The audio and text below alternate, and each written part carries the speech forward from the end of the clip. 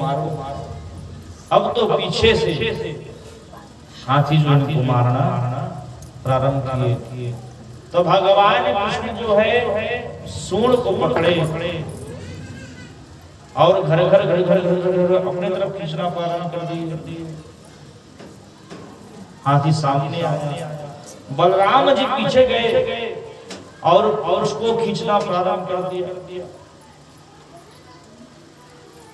हाथी कभी आगे जाता, कभी पीछे जाता, कभी बलराम जी खींचते तो कभी कन्हैया खींचते अपनी ओर खींचते कन्हैया। वो हाथी इतना परेशान हो गया कि बेहोश खाना प्रारंभ कर दिया। ठीक वैसे जैसे बालक एक बछिया की कान को पकड़ करके उनको परेशानी में डाल देते। कभी ये कान खींचते, कभी एक कान खींचते। किसके? उस छोटी सी बछिया, छोटे से बच्चे कान को खींच करके परेशान करते हैं बच्चे। वैसे ही कन्हैया जो है कभी अपनी तरफ खींचते, कभी बलराम खींचते। हाथी परेशानी में पड़ गया, करूं तो क्या करूं, कब इनसे छूटा पीछा मेरा छूटे। एक इसका मारे भगवान हाथी वहां पर धड़ाम से गिर पड़ा।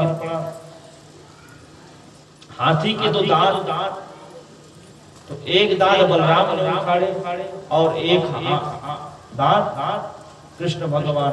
जब दोनों उखाड़े खून के फुहारे इन पर पड़े। ऐसे लगे कि भगवान जो रणभूमि से खून की होली खेल करके आ रहे हो। कंस को पता चला कुवलिया अपने हाथी जो है मारा गया। कंस भयभीत हो गया।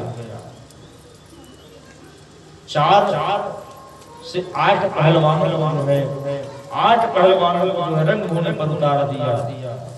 दरवाजा बंद करवाने वाले थे। कृष्ण जो है सामने अंदर प्रवेश कर गए। कि मल्लानाम सिनिणं नरवरा स्त्रीणां स्मरमूर्तिमा गोपानां स्वजनो सतां चितिभुजं शास्त्रास्वपितरो शिशु। कि मेरु भोजपते विराट विदुषं तत्त्वं परम योगिना व्रीणां परदेवती विपदो रंगं गतः सहस्रजो। कि मल्लानां निशीलिनं नरवरा स्त्रीणां मरो धीमान। जितने लोग वहां पर बैठे थे सभी को नाना प्रकार के रूप से ये कृष्ण बलराम दिखाई दे रहे थे। जैसे कोई चश्मा पहनो रंगीन तो सब रंगीन, सादा चश्मा पहनो तो सब सादा। जिस कलर पर चश्मा पहनोगे उस रंग पर ये संसार दिखाई देगा।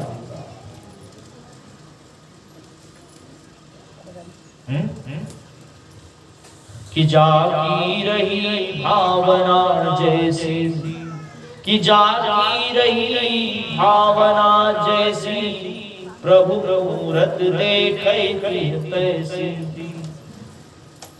जिसकी जो भावनाएं थे उसी भावना से भगवान उनको दिखने लगे। कैसे? बड़े बड़े जो राक्षस गण थे उन्हें ये अपने काल के रूप में दिखाई दिए। उन्हें ये अपने काल के रूप में दिखाई दिए। मल्ला नाम सड़ी निरम मल्लों को ये जो है महामल के रूप में दिखाई दिए। महापहलवानों के रूप में दिखाई दिए। बोल वृंदावन बिहारी लाल की जय। मल्लों की तरह ये दिखाई दिए। और गोप वालों को कन्हैया के रूप में दिखाई दिए। लो हमारा कन्हैया आ गया। जो यदुवंश के जो वहां पर वासी बैठे थे उनको लगा कि हमारा छोरा भी आज आ गया, हमारा पुत्र भी आ गया। कंस ने कहा, चाणूर ने कहा, चाणूर ने कहने लगे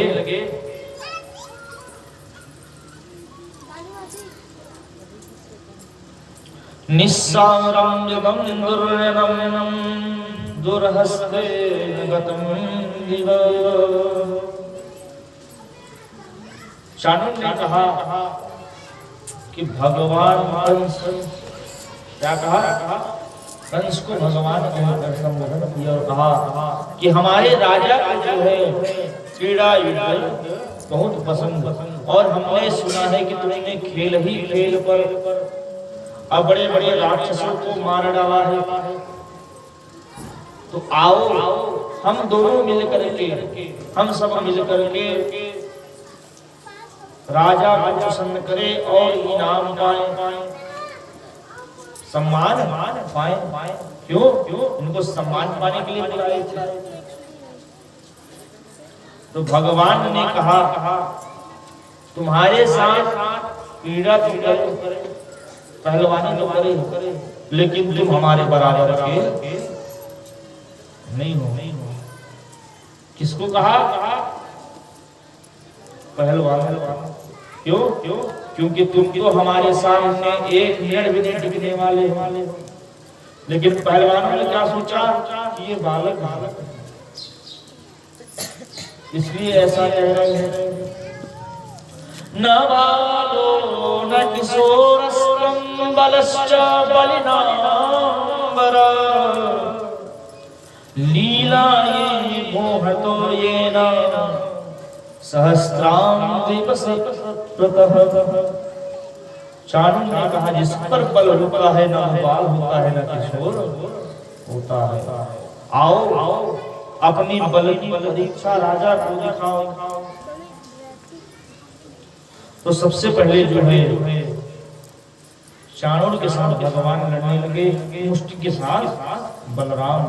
ऐसे 8 लोगों को जो भगवान ने मार डाला। भगवान जो है समस्त पहलवानों को जब चित कर दिए, सिपाहियों से कहा राजा कंस ने कि निस्सार यतयदुर्वित्तो वसुदेवात्मजो धनम हरत गोपानां नंदां दुर्मति। हे सिपाहियों, हे राजाओं, यहाँ पर जितने भी बैठे हो, इन दोनों बालकों के सहित समस्त यादवों को जो है बंधु बना लो। जितने भी इनके पास धन आदि आदि जो भी है सबको छीन लो। क्यों? उन्होंने मुझे धोखा दिया है। बस इतना सुनना था।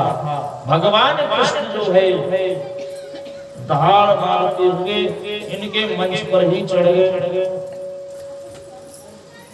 8 भाई कंस जो थे 9 भाई थे, तो इनके 8 भाई जो है बलराम जी को मिल दिए। बलराम जी के द्वारा इनके 8 भाइयों का प्राण हुआ। कंस जो है घबरा करके इन पर तलवार से प्रहार करने लगा। तो सर्प जो है गरुड़ के सामने कितनों की पैतरेबाजी करे, टिकने वाला नहीं। सर्प जो है कितना भी फुंकार मार ले, गरुड़ अपने पंजों से उसको दबा ही देता है। भगवान भी कंस के छाती पर चढ़ के मारने लगे। बाल फाड़ के मंच से खींचते हुए बीच मैदान पर लाए और अपने चरणों से जब उन पर प्रहार करने लगे, देवतागण पुष्पों की वर्षा करते हुए दुंदु बाजा बजाना प्रारंभ कर दिए। बोल बाल कृष्ण लाल की जय, बोल देव के लाला की जय। राजा भगवान कंस को मारा भगवान कृष्ण के द्वारा आज कंस मारा गया। सबसे पहले यहाँ पर महाराज नरसिंह को वहां से बंदीगार किए। वसुदेव के पास जाकर के भगवान को मुक्त किए। उग्रसेन को मथुरा का राजा बनाया गया। राजा बनाने के बाद एक दिन की बात है, वसुदेव जी ने भी विचार किया कि इतने दिनों तक ये दोनों जो बालक थे नंद गांव पर निवास किए, जंगल जंगल जाकर के गाय बछड़ों को चराया करते थे। तो पूछे बेटा क्या तुम पाठशाला गए थे, गुरु विद्या अध्ययन करने के लिए गए थे? बोले नहीं पिताजी, अभी तक हमारा ये संस्कार नहीं हुआ है। हम क्षत्रिय कुल के भूषण है, हमारा यह संस्कार अभी संपन्न नहीं हुआ है। गर्गाचार्य के द्वारा इनका यज्ञ संस्कार संपन्न हुआ। ये दोनों पढ़ाई करने के लिए शांतिपन आश्रम गए। आश्रम पर जाकर के 64 कलाओं पर पारंगत हुए। 64 कलाओं पर जब पारंगत हुए, भगवान ने गुरु दीक्षा देनी चाहिए, तो गुरु माता की आज्ञा से गुरुदेव ने कहा कि मेरे मरे हुए पुत्र को जीवित करके ले आओ।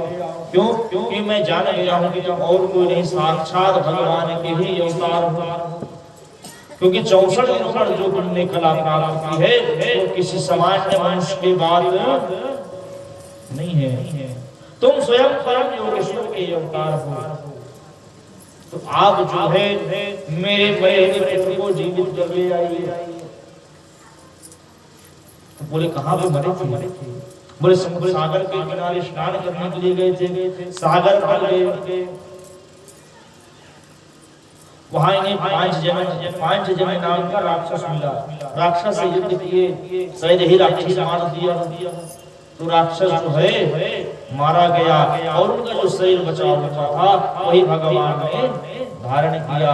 नाम पड़ा 5 जन संघ। भगवान ने वहीं से बजाते हुए यम के द्वार पहुंचे।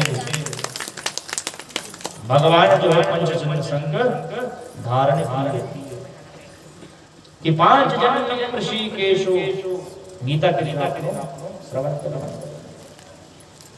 5 जन नामक संघ को धारण करते हुए बजाते हुए यम के द्वार पहुंचे। यम की धरती जो है डूबना प्रारंभ कर दी। भगवान से प्रार्थना की, प्रभु क्या इच्छा है? बोले हमारे घर वाले पुत्र की आत्मा हमें प्रदान करो। आत्मा प्रदान किए, श्री का निर्माण भगवान किए और ला करके जब गुरु सामने प्रकट किए, अपने गुरुदेव के सामने खड़ा किए, तो गुरुदेव ने भी कहा कि मैं गुरु दीक्षा से परिपूर्ण कर दिया, गुरु शिक्षा से परिपूर्ण कर दिया। अब मेरी आज्ञा से अपने नगर की ओर प्रस्थान करो। नगर पर आए, नगर पर जैसे ही आए बड़े सुंदर रहने लगे। एक दिन की बात है, कन्हैया को जो है अपनी माता यशोदा का याद आया। अकेले कमरे में बैठ कर कन्हैया जो है रोने लगे। कन्हैया जो है अपने कमरे के दरवाजे को बंद करके अकेले में रोते लगे। आज पहली बार कन्हैया जो है रो रही। वही भगवान के परम मित्र थे उद्धव ने पूछा क्या कारण है आप रो रहे हो? किस कारण से आप रो रहे हैं? भगवान ने कहा कि आज मुझे मैया का बहुत याद आ रहा है। क्यों? कि उद्धो मोहि ब्रज विसरत नाही, उद्धो मोहि ब्रज विसरत नाही। हंस सुता की सुंदर शोभा, अरुणदम्ब की झारी, उद्धो मोहि ब्रज विसरत नाही। वह सुरभि को वत्सदोहनी, सुरभि गैया को कहता था। निखरक सुहावन जाही, उद्धो मन निज विसरत नाही। ग्वाल बाल सब करत कुहावल, बाल बाल सब करत कुहावल, नाचत गावत बाही। और यह मथुरा कंचन की नगरी, मणि मुक्ता जे माही, ऊधो मोहि ब्रज विसरत नाही। और ऊधो मैं तुम्हें एक पत्र लिखकर देता हूं, तुम जाकर के उसे जो है वृंदावन पहुंचाया। मुझे बहुत याद आया माता यशोदा की, और कहना मैया से, ऊधो मैया ते जा कहे कि तेरो लाला बड़ दुख पावे। क्या कहना? तेरो लाला बड़ दुख पावे, यहाँ माखन बिसरी कौन खवावे। कि मैया तेरो लाला बड़ो दुख पावे, खावत निरंजन अब कौन करावे। अर्थात जब मैं भोजन कर लेता था तो मेरी मैया जो मेरे हाथ को धुलाया करती थी, लेकिन यहाँ कौन करने वाला? कि खावत माखन मिश्री को, निर्जन हाथ करावे। मैया तेरो लाला बड़ो दुख पावे, कदम की छैया यमुना मैया, कदम की छैया यमुना मैया, दूध कौन पिवावे। कि तेरो लाला बड़ो दुख पावे। मैया से कहना कि मथुरा पर तुम्हारा जो लाला है बड़ा ही दुख पा रहा है, कि एक पत्र मैं तुमको देता हूं, इसको लिखकर भेजा। अब तो भगवान के द्वारा इन्हें पत्र दिया गया। कितने? 4 पत्र लेकर के आए। कहाँ? वृंदावन। थोड़ा भागना पड़ेगा, समय बहुत हो गया और टाइम कहाँ पता नहीं चला। क्यों बदले? ऐसने तो पता कर आपको बिहार होने वाला होने वाला है।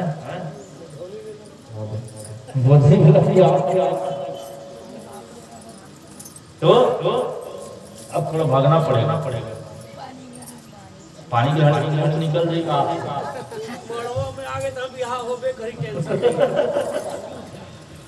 मड़वा मारे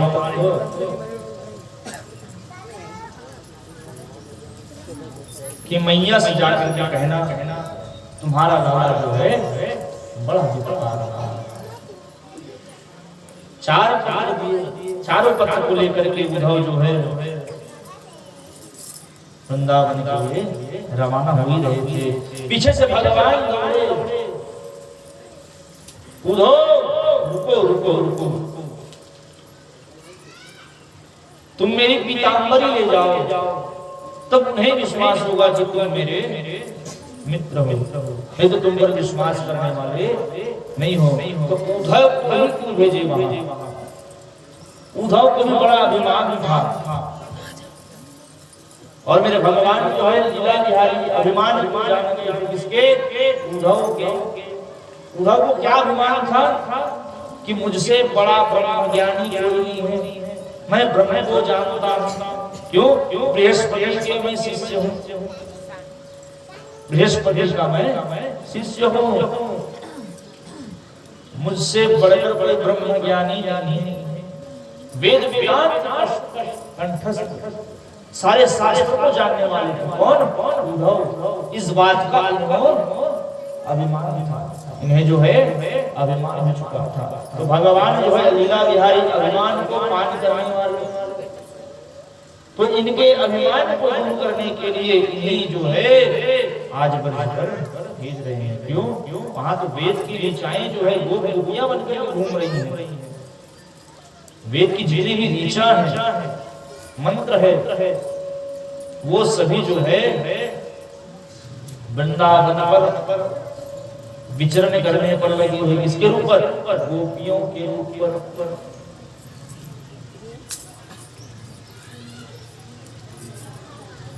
वृंदावन पहुंचे उद्धव, पहले पत्र दिए गोपियों को, एक पत्र नंद बाबा को, एक पत्र जो है माता यशोदा को, और चौथा पत्र दिए राधा रानी को। यहाँ पर भ्रमर गीत के जरिए उद्धव के सारे मन अभिमान को दूर किए। कौन? गोपी जन। उद्धव जो अभिमान लेकर के आया हुआ था कि मैं वेद वेदांत पर जाता हूँ, गोपियों के चरण धूलि को छू करके वहां से वापस गया, इनके प्रेम को देख करके वहां से वापस गया।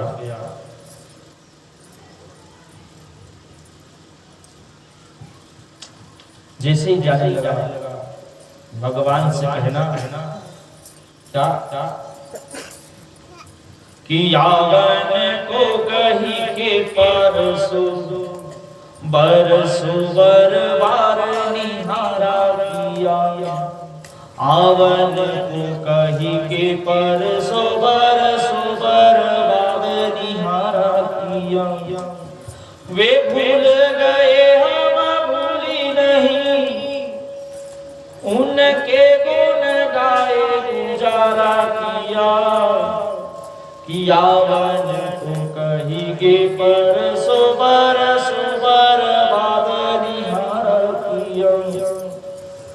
मोहन है निर्मोही बड़ो, हमरो मन काट किनारा किया। मोहन कैसे है? निर्मोही है, हमसे ही मोह करके हमको ही छोड़ करके चले गए। कि मोहन है निर्मोही बड़ो, हमरो मन काट किनारा किया।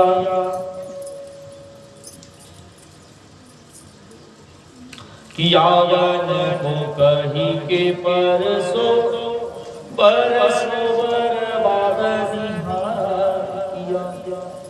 वादा करके गए हैं क्या? कि यावन को कही के परसो,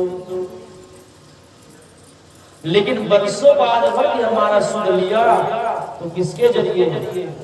उद्धव भेजे। भगवान से कहना कि वो निर्मोही है, हमसे ही मोह करके हमके ही छोड़ करके चले गए। सदा रहत पावस रीति हम पर, जब से श्याम सिधारे। तो उद्धव ने भी क्या देखा था? गोपियों से जो उनको चरण छू करके प्रणाम करके गए थे, भले ही भगवान मथुरा चले गए थे, इनसे तन से, लेकिन भागवत में लिखा हुआ है वृंदावन सुमहरण्यम पादमेकं न गच्छति।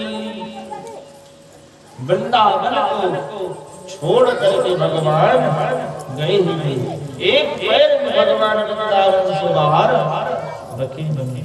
इसी कारण से आज भी जो है भगवान वृंदावन पर निवास करते हैं। कभी कभी अन्य भक्तों को जो महान भक्त कहे, इनको दर्शन दिया करते हैं।